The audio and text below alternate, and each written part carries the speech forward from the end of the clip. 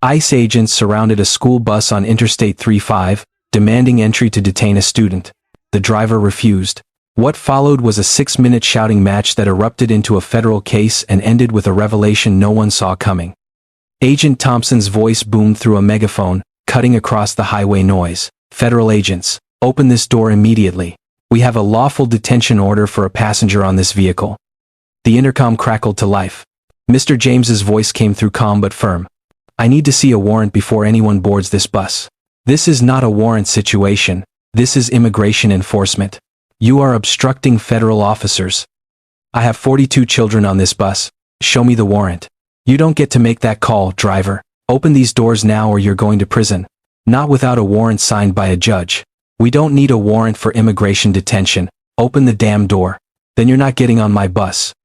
Thompson slammed his fist against the door. "You're making the biggest mistake of your life. Last chance, open up or we're coming through." Mr. James hit the master lock. The doors hissed shut. If you are ready to see institutional racism taken down, like this video and drop a comment telling me where you're watching from. And if this is your first time here, hit that subscribe button right now because you won't want to miss tomorrow's story of cops messing with the wrong people and finding out. Let's continue. The flashing lights appeared in the rearview mirror at 3:47 in the afternoon. Mr. James had been driving Route 12 for 12 years, same stops, same turns, same stretch of Interstate 35 just north of Dallas where traffic thickened and parents waited in idling cars. He knew the rhythm of it, the hum of diesel, the chatter of voices behind him, the weight of 42 lives he ferried home each day without fanfare or gratitude. The lights came faster than protocol allowed. 2 black SUVs flanked the yellow bus on both sides. Road flares skittered across asphalt, orange sparks trailing smoke. Agents in tactical vests stepped out, hands already moving toward holsters. Traffic slowed, horns blared, phones lifted to record. Mr. James eased the bus to the shoulder. Agent Thompson, lead officer, 15 years with ICE, built like someone who enjoyed using his authority, strode to the folding doors with his badge raised high. He pounded on the glass with his fist. "Federal agents, Immigration and Customs Enforcement, open this door." Mr. James pressed the intercom button. "Can I help you, officer?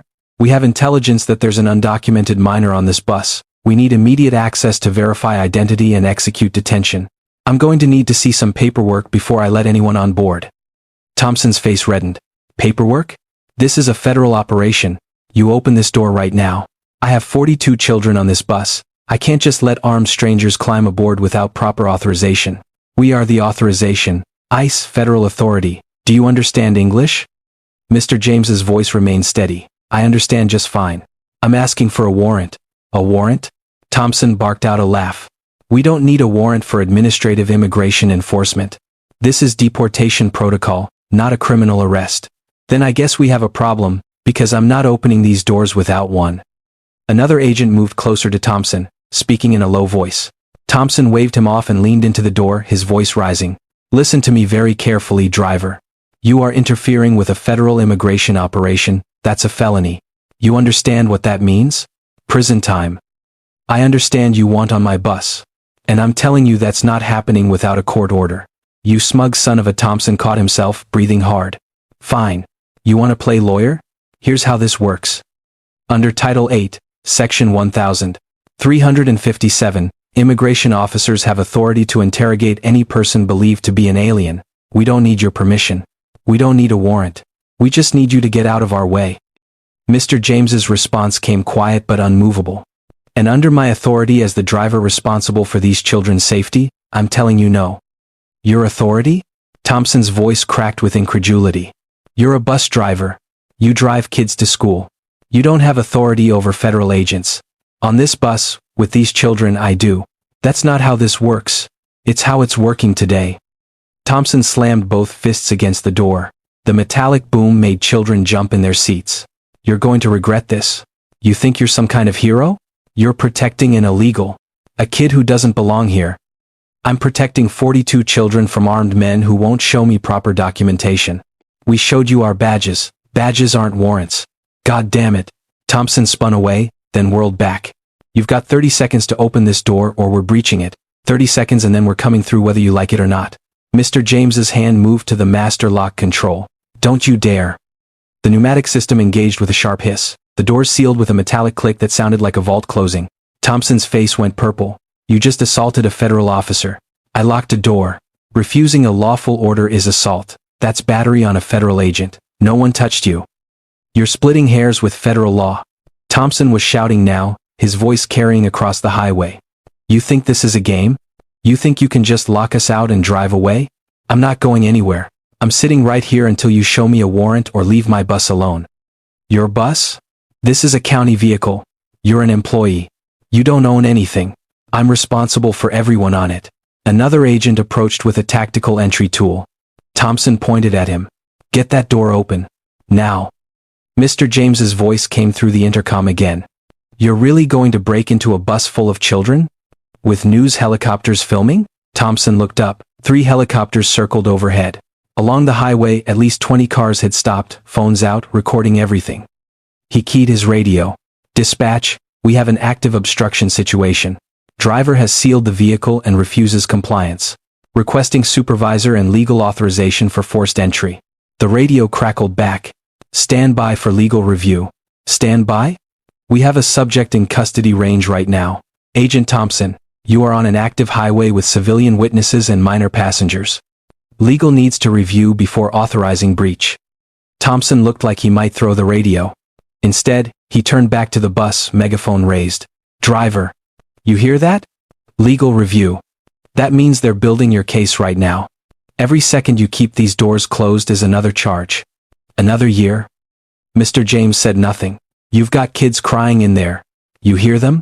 They're scared because of you. Because you decided to be a hero instead of doing your job. Still nothing. What's his name? Thompson yelled to his team. One agent checked a roster. Donovan. Michael Donovan. Thompson aimed the megaphone directly at the windshield. Michael Donovan. You are under arrest for obstruction of federal officers. When we get through these doors, and we will get through, you're going straight to detention. You'll lose your license. Your job. Everything. Inside the bus, children were crying openly now. A girl in the front row pressed her face against the window, searching for her mother. The boy in the third row, the one they had come for, sat frozen, backpack clutched to his chest. Mr. James's hands remained steady on the wheel. Thompson checked his watch. 4 minutes had passed. 4 minutes of standoff on a crowded highway. 4 minutes of a bus driver defying federal authority while the internet watched. His radio crackled. Agent Thompson, legal advises caution. Media presence is significant. Recommends secondary approach through school administration. Secondary approach? The subject is right here. Right now, Agent Thompson? He killed the radio. Turned back to the bus. His voice dropped lower now, more dangerous. You know what I think, Donovan? I think you're one of them. I think you're hiding something. Nobody risks this much, unless they've got skin in the game. So what is it? You illegal too? Your wife? Your kids? No response. Or maybe you're just stupid. Maybe you actually think you're going to win this. Let me tell you how this ends, driver. We get that door open today, tomorrow, next week, doesn't matter. We get it open, we get our subject. And you? You get a cell. Mr. James pressed the intercom one more time.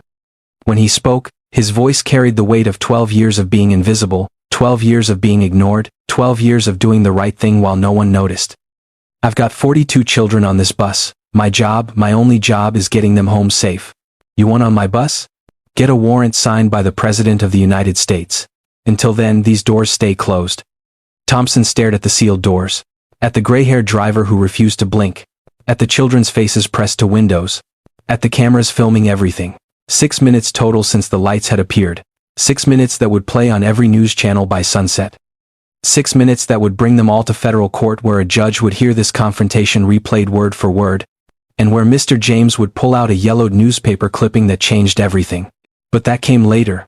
Right now, Agent Thompson was making a decision. He signaled his team, gave the order, reach it. The tactical entry tool sparked to life. Children screamed. Mr. James remained motionless as agents forced the doors open, as hands grabbed him from the driver's seat, as restraints clicked around his wrists. Thompson leaned in close as they pulled Donovan past him. I hope it was worth it. Mr. James said nothing. They led him to the unmarked vehicle while parents flooded the scene, while the boy from the third row was separated and detained, while the video climbed past 10 million views. The confrontation was over. The real story was just beginning. The federal courthouse in downtown Dallas had not seen this level of attention in years. Camera crews lined the marble steps outside, satellite trucks blocking traffic on Commerce Street, reporters jostling for position behind police barricades. Inside, the gallery filled 2 hours before proceedings began. Parents from Route 12, fellow bus drivers in their uniforms, strangers who had watched the footage and driven across state lines to witness what came next. Mr. James entered through a side entrance, hands unbound now, dressed in the same gray slacks and blue button-down shirt he wore for parent-teacher conferences no one ever asked him to attend. His attorney, a court-appointed public defender named Martinez who had handled the case for 72 hours, walked beside him without speaking. They took their seats at the defense table as the bailiff called the room to order. Judge Ellis entered from chambers at precisely 9 o'clock. He was younger than most expected for a federal appointment, sharp-featured, with the controlled demeanor of someone who had built a career on procedural precision. He settled into the bench, adjusted his reading glasses, and surveyed the packed courtroom with an expression that revealed nothing. The charges were read aloud. Obstruction of federal officers. Interference with lawful detention. Endangerment through noncompliance. 1394. In defiance of the Section 1450H. Each count carried potential prison time, each word landing heavy in the silence that followed. The prosecution began with Agent Thompson. He took the stand in full dress uniform, badge polished, posture military straight. The prosecutor led him through the events methodically, the intelligence that identified the subject, the operational planning, the approach to the vehicle. Then came the confrontation. The prosecutor played the audio from the highway. Thompson's voice boomed through the courtroom speakers, larger and harsher than it had sounded in person. The shouting, the threats, the escalating fury of a federal agent being told no by a bus driver. Federal agents, open this door immediately. I need to see a warrant before anyone boards this bus. This is not a warrant situation. You are obstructing federal officers. The recording played for 6 full minutes. The gallery sat in uncomfortable silence as they heard the anger in Thompson's voice, the calm in Mr. James's, the crying of children in the background. When it ended, the prosecutor asked Thompson to explain his actions. Thompson leaned forward, addressing the judge directly. Your Honor, I was attempting to execute a lawful immigration detention. The driver refused repeated direct orders from federal law enforcement. He created a dangerous situation on an active highway by sealing the vehicle and refusing access. His actions endangered those children far more than our presence ever did. The prosecutor nodded. In your professional opinion, was the driver's behavior reasonable? Absolutely not. He escalated a routine enforcement action into a 6-minute standoff. He forced us to breach the vehicle, which traumatized the children he claimed to be protecting. If he had simply complied, we would have verified the subject's identity and been gone in under 2 minutes. No further questions. Martinez stood for cross-examination. He was in his 50s, tired-looking, wearing a suit that had seen better days. But when he spoke, his voice carried quiet precision. Agent Thompson, you testified this was a routine enforcement action. Is it routine to stop a school bus on a highway? Thompson shifted. We stop vehicles where subjects are located. But specifically school buses, full of children? Is that routine? We follow subjects regardless of their transportation. How many school buses have you personally stopped in your 15 years with ICE? Silence. Agent Thompson? This was the first. The first. And you chose to do this on Interstate 35, during rush hour traffic, with 42 children on board, rather than coordinating with school administration to make contact in a safer environment? The subject could have fled if we waited. The subject is a child riding a school bus on a fixed route. Where exactly did you think they would flee to? Thompson's jaw tightened. That's not relevant. It's very relevant. You made a tactical decision to create a confrontation on a highway, yes or no? We made a decision to execute our duties. By drawing weapons on a bus full of children? We did not draw weapons until the driver refused compliance. Martinez picked up a tablet, tapped it, and turned it toward the witness. This is dashcam footage from 17 seconds after you approached the bus. Where are your hands in this image? Thompson stared at the screen. His hand was clearly on his sidearm. We were prepared for potential resistance. From whom? The child? Or from the bus driver? From anyone who might interfere with our operation. Did Mr. James threaten you? He refused lawful orders. That's not what I asked. Did he threaten violence against you or your team? No. Did he make any aggressive movements? He locked the doors, using a button on his dashboard. Did he leave his seat? No. Did he raise his voice? No. Did any of the 42 children on that bus pose a threat to your operation? Thompson's face reddened. The driver was shielding our subject. The driver was sitting in his seat asking for a warrant. Did you have a warrant, Agent Thompson? We don't need warrants for administrative immigration. Yes or no? Did you have a warrant? No. Martinez let that answer hang in the air. Then he played another clip, Thompson's voice screaming through the megaphone. You're protecting an illegal, a kid who doesn't belong here. The lawyer paused the recording. Is that how ICE trains agents to speak about children? I was attempting to make the driver understand the seriousness. You called a child an illegal, you screamed at a bus driver that he was protecting an illegal. Is that professional conduct? Thompson said nothing. Let me ask you something else, Agent Thompson. In those 6 minutes, did you ever even once consider the emotional impact on those 42 children of watching armed federal agents surround their bus and threaten their driver? We were executing our duties. That's not an answer. Did you consider the children? The silence stretched. Martinez turned to the judge. No further questions. The second agent testified next, corroborating Thompson's version of events. Then the third, who had operated the breach tool, described the forced entry in technical detail. All of them maintained the same position. The driver had obstructed a lawful federal operation and endangered children through his refusal to comply. Then the defense called its witnesses. The mother of the girl in the front row took the stand first. Her voice shook as she described her daughter's nightmares, waking up screaming about men with guns, refusing to ride the bus, panic attacks when she saw police cars. She's just a child, the mother said, tears streaming. She doesn't understand why those men were so angry. She just knows Mr. James was trying to protect her. A traffic safety expert testified next, explaining the dangers of armed confrontations on active highways. The statistics on civilian casualties during roadside operations. The protocols most agencies followed to avoid exactly this kind of situation. The school principal read a prepared statement about Mr. James's 12-year record: 0 incidents, 0 complaints, countless hours of unpaid overtime. A man who had once driven through a flash flood to get children home safely. Who had personally paid for students' lunches when their accounts ran short. Who remembered every child's name, even the ones who only rode his bus for a semester. Then the parents testified. 6 of them in total, representing 42 families who had signed affidavits. They described a driver who waited extra minutes when children were running late, who kept blankets on the bus for cold mornings. Who had called parents to report when their children seemed sick or upset. Who had, on more than one occasion, been the only adult who noticed when something was wrong in a child's life. One father broke down completely. My son has autism. He doesn't do well with change, with strangers. Mr. James learned his routine in the first week. He always parks in the exact same spot. Always greets him the same way. When my son had a meltdown last year and tried to run off the bus, Mr.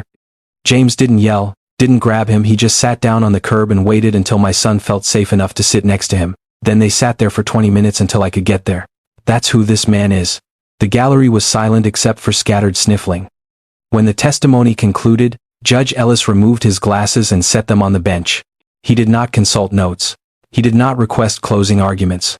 He looked directly at Agent Thompson, still seated in the gallery, and began to speak. His voice carried the weight of judicial authority meeting moral outrage.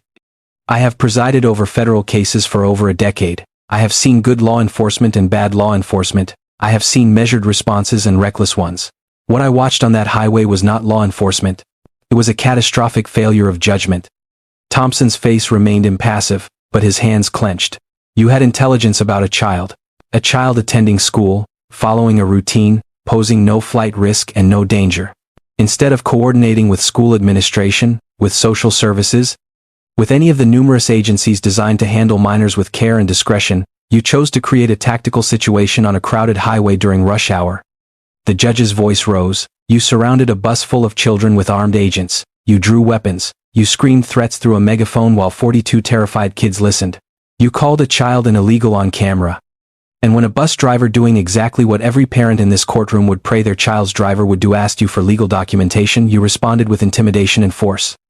He turned to Mr. James. This man is not a criminal. He is exactly what Agent Thompson called him, a hero. He saw a dangerous situation escalating and made a choice to protect the children in his care. He asked for legal authority. He remained calm under pressure.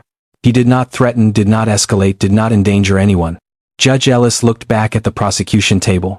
The real endangerment came from federal agents who turned a school commute into a hostage crisis of their own making. He picked up his gavel. All charges are dismissed with prejudice. Furthermore, I am recommending Mr. Michael Donovan for the Presidential Citizens Medal for exemplary conduct in the protection of minors under his care. This court formally commends his actions and condemns the reckless operational decisions that made his intervention necessary. The gallery erupted in applause. Judge Ellis raised his voice over the noise. Agent Thompson, you and your team are dismissed from this courtroom. I suggest you take this case back to your supervisors and have a very serious conversation about operational protocols. Thompson stood slowly, his face rigid with barely controlled fury. The other agents followed. They walked out through the main doors as applause swelled around them, as cameras flashed, as the judgment of the court followed them into the hallway and out of the building. The ovation continued, building into a sustained roar of approval, but before it could peak, Mr. James stood. He reached into the inside pocket of his jacket with deliberate slowness and withdrew a folded piece of paper, yellowed at the edges and creased from years of careful storage. He walked past his attorney's confused expression, past the bailiff's uncertain pause, and placed it directly on the judge's bench. The applause faltered. Confusion rippled through the gallery.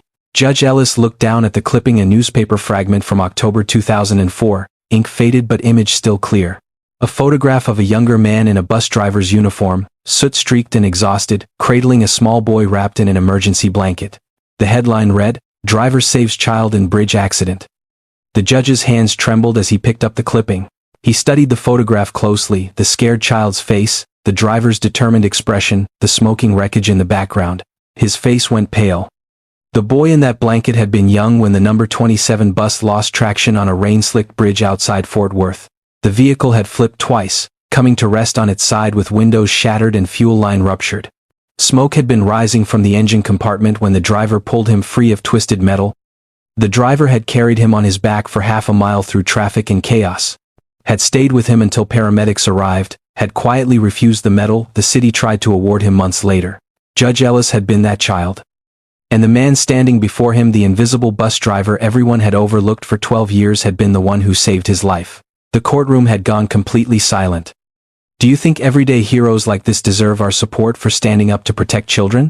Type hero in the comments if you agree, or share this story to spread awareness about the power of ordinary courage. Judge Ellis looked up from the clipping, his eyes meeting Mr. James's across the bench. Recognition and memory and gratitude all crashed together in his expression. His voice, when he finally spoke, came fractured and raw. All this time, I never knew. I never connected. You saved my life. Mr. James simply nodded once, a small, economical gesture that contained everything and nothing, acknowledgement without expectation. Then he turned and walked toward the exit. The standing ovation that erupted shook the walls. It followed him down the aisle, through the doors, into the hallway. People stood on chairs. Bailiffs abandoned their posts to clap. Even the court reporter was crying. The sound didn't stop until long after Mr. James had disappeared from view. The applause did not stop when Mr. James reached the courthouse doors. It followed him into the hallway, where court staff joined in, where attorneys handling other cases paused their conversations to add their voices. It echoed down the marble corridors as he descended the main staircase, past security checkpoints, out into the October sunlight where the gathered crowd outside erupted into fresh cheers at the sight of him. He did not wave. He did not pause for interviews. Camera crews shouted questions he did not answer. Reporters thrust microphones. He did not acknowledge. He simply walked to the parking garage where his 15-year-old Honda waited in its assigned space, got behind the wheel, and drove home to his one-bedroom apartment on the east side of the city. Behind him, Agent Thompson and his team climbed into their vehicles with none of the procedural confidence they had entered with. No cameras followed them. No one asked for statements. They merged into traffic and disappeared from the narrative as quickly as they had appeared on Interstate 35, their presence in the story now reduced to cautionary example, a warning about what happens when authority mistakes power for righteousness. Inside the courthouse, Judge Ellis remained at the bench long after the gallery cleared. He held the newspaper clipping in both hands, reading the article beneath the photograph, details he had never known, facts his childhood memory had not captured. The driver's name, barely mentioned in the third paragraph. His age at the time. The quote from a fire marshal who had arrived at the scene minutes after the rescue. Another 60 seconds and that bus would have been an inferno. This man saved that child's life, no question. There were other details too. How the driver had refused medical attention to stay with the boy until his parents arrived. How he had visited the hospital twice but never left his name. How the city had tried to present him with a medal at a ceremony he never attended. The honor eventually filed away in some municipal storage room, forgotten. The judge placed the clipping carefully in his personal files, not in the case folder, but in his own locked drawer where he kept the few things that mattered beyond the law. Then he drafted a letter to the White House, recommending the Presidential Citizen's Medal not as symbolic gesture but as overdue recognition of 2 decades of quiet heroism, a documented pattern of someone who simply did what needed doing without seeking reward. He sent it before leaving chambers that evening. The video had already gone viral by then. Footage from the highway standoff, 6 minutes of shouting and locked doors and crying children, had been climbing steadily since the day it happened. Shared across platforms, dissected in cable news segments, referenced in editorial columns about immigration enforcement and civil resistance. But the courtroom revelation sent it into a different stratosphere entirely. By midnight, the combined clips had surpassed 180 million views. The narrative people shared was not about immigration policy or federal authority. It was simpler than that, more human. A bus driver everyone ignored had protected children from an escalating situation, then walked into court and revealed he had been doing that same thing, protecting people, saving lives for decades without anyone noticing. The responses came from everywhere. Parents tagged their children's bus drivers with messages of gratitude. Teachers shared the video in staff meetings, sparking conversations about the invisible workers who make schools function. Former students of Mr. James's route, now adults scattered across the country, posted their own memories. A woman in Seattle remembered how Mr. James had waited 45 minutes past his shift end when her mother's car broke down, never once complaining, never asking for overtime pay. A man in Houston recalled being bullied on the bus in grade school, and how Mr. James had quietly rearranged seating assignments to separate him from his tormentors without making a scene that would have made things worse. A teacher in Dallas posted about the time Mr. James had noticed bruises on a student's arms and reported it to the school, leading to an investigation that removed the child from an abusive home, something the driver had never mentioned to anyone, a file note discovered only when the teacher went searching through old records. The pattern emerged clearly: 12 years of small heroisms no one had seen. 12 years of choosing the hard right thing when the easy wrong thing was available. 12 years of being invisible while doing visible good. The school district received calls. The mayor's office fielded interview requests. Local news crews camped outside Mr. James's apartment complex until he politely asked them to leave so his neighbors could get some sleep. They complied immediately, apologetically, the same way people react when they realize they have been rude to someone who deserves better. On Monday morning, Mr. James returned to work. He arrived at the bus depot at 5:30, same as always. Brewed the stale coffee in the driver's lounge, completed his pre-trip inspection checklist with the same methodical attention he had always applied. The other drivers who had spent 12 years calling him invisible now found reasons to stop by his bus. They offered handshakes and awkward thanks. Invited him to lunch gatherings he had never been included in before. Asked questions about the standoff, the courtroom, the revelation. Wanted to know how it felt to become famous overnight. Mr. James accepted their kindness with the same quiet grace he showed everything else. No resentment for the years of neglect. No bitterness for recognition that came only after public spectacle forced their attention. He simply nodded, thanked them for their concern, and at 6:15 pulled out of the depot to begin Route 12. The children noticed the difference immediately. They boarded slower now, more carefully. Made eye contact instead of rushing past to claim seats. The girl who had cried in the front row during the standoff brought him a drawing, a yellow bus with a cape flowing behind it, stick figures of children waving from the windows. The boy from the third row, the quiet student who had been the agent's target, approached the driver's seat before sitting down. His voice came so softly, "Mr. James," almost missed it beneath the sound of the opening doors. "Thank you for not letting them take me." Mr. James met the boy's eyes in the rearview mirror. "You're welcome. Now get to your seat. We've got a schedule to keep." He drove the same route he had driven for 12 years. Same stops. Same turns. Same stretch of Interstate 35 where the flashing lights had appeared and everything had changed, though in truth, nothing about Mr. James had changed at all. The world had simply started paying attention. Parents waved from their cars at pickup points. Morning commuters recognized the bus number and honked their horns in support. A billboard company donated space along the highway, a simple message thanking Dallas bus drivers, with Mr. James's employee photo beneath it, finally visible to the thousands who passed daily. He did not slow down to look at it. The transformation extended beyond personal recognition into something larger, a collective reframing of value, a reconsideration of who deserves attention in a society that had trained itself to overlook the people who maintain the infrastructure of daily life. The janitors and cafeteria workers and crossing guards and maintenance staff and all the others who performed essential work while remaining functionally invisible to those they served. The video had not just vindicated one bus driver, it had reminded people to look around and notice who was actually holding their world together. Mr. James had always possessed the power he demonstrated on that highway. The strength to pull children from wreckage, the courage to lock doors against armed authority, the endurance to drive the same route for 12 years while being forgotten, to perform heroism without audience, to simply do the work because the work needed doing. The video had not created any of that, it had only made visible what had been there all along. 3 weeks later, the Presidential Citizens Medal arrived in a formal White House ceremony. Mr. James accepted it wearing the same blue button-down shirt he wore to court, standing in the East Room surrounded by politicians and dignitaries who wanted photographs with the bus driver who had become a national symbol. He shook hands with the president, posed for official portraits, gave a brief statement thanking the children of Route 12 for trusting him with their safety. Then he returned to Dallas and went back to driving. The sun was setting over Interstate 35 when his shift ended that evening, casting long shadows across the highway where the standoff had occurred. Mr. James guided the empty bus back toward the depot, checking his mirrors, maintaining proper following distance, executing the same careful procedures that had defined his career. In the rear view, the city stretched out behind him, towers and traffic and millions of lives intersecting in patterns too complex for any single person to comprehend fully. Somewhere in that sprawl, Judge Ellis was presiding over evening cases. The children from Route 12 were finishing homework. Agent Thompson was filing reports or transferring assignments or wondering how a 6-minute confrontation with a bus driver had become the defining failure of his career. Mr. James did not think about any of that. He thought about tomorrow's route.